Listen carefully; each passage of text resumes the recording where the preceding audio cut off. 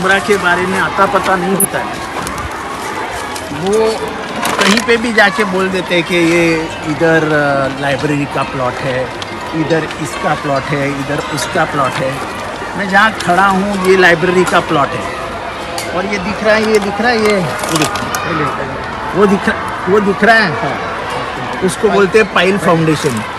ऐसे 65 pile foundation डाल के हुए हैं, 2 करोड़ रुपए लाए हैं। उसका टेंडर अभी अभी हुआ है, शायद उसका वर्क ऑर्डर आजकल 8-10 दिन में मिल जाएगा।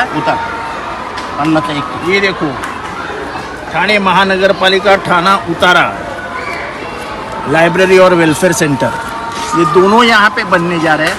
मैंने और भी 2 करोड़ रुपए लाए हैं, जिनको कुछ मालूम ही नहीं मुमरा के बारे में। अरे कम से कम मुमरा में क्या जगह पे है, क्या है, ये तो जानना सीखो।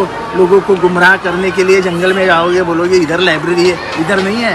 ये 65 पाइल फाउंडेशन हुए, 65। उसका खर्चा 85 लाख रुपया हो चुका है।